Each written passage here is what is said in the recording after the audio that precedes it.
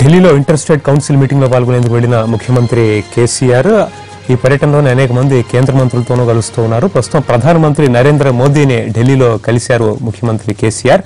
Machine Bhagiratha ప్రారంభోత్సవానికి ప్రధానమంత్రిని ఆహ్వానించడమే కాక తెలంగాణ రాష్ట్రానికి సంబంధించిన వివిధ అంశాలని ప్రస్తావిస్తూ ప్రాజెక్టులు కావచ్చు, నిధుల సేకరణ కావచ్చు, వీటన్నిటికి సంబంధించి కేటాయింపులకు సంబంధించి ప్రధానమంత్రి మోదీతో మాట్లాడుతున్నారు కేసీఆర్.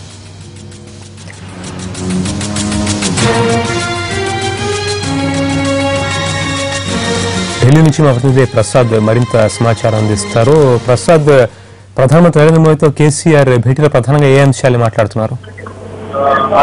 ప్రధానమంత్రి నరేంద్ర మోడీతో తెలంగాణ ముఖ్యమంత్రి కేసీఆర్ ఇప్పుడే కొద్ది నిమిషాల క్రితమే భేటీ అయ్యారు. ఈ భేటీలో ప్రధానంగా హైకోర్టు విభజన అన్నది చాలా పెండింగ్ సమస్యగా ఉంది. దీన్ని వెంటనే పరిష్కరించాలన్న అంశంతో పాటు రాష్ట్రానికి అధిక మొత్తంలో నిధులు మంజూరు చేయాలని, ప్రధానంగా ఈ మిషన్ భగీరథ కార్యక్రమానికి 7వ తేదీన వాటర్ గ్రిడ్ ప్రారంభోత్సవం జరుగుతుంది. కాబట్టి ఆ కార్యక్రమానికి ముఖ్య అతిథిగా రావాలి, అదేవిధంగా ప్రారంభోత్సవం చేయాలని చెప్పి కూడా ప్రధానమంత్రిని ఆహ్వానిస్తున్నారు.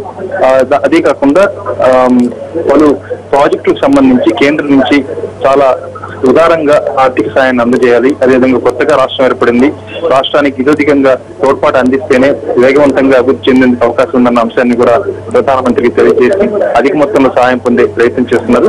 ఇదే కాకుండా కాళేశ్వరం సాగునీటి ప్రాజెక్టును జాతీయ ప్రాజెక్టుగా ప్రకటించి దీన్ని వేగవంతంగా కూడా పూర్తి చేయాలని ప్రధానమంత్రిని కోరున్నారు.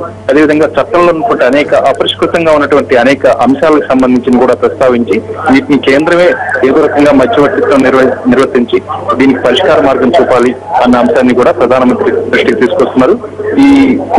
ఈ భేటీ చాలా ప్రాధాన్యత సంతరించుకుంది.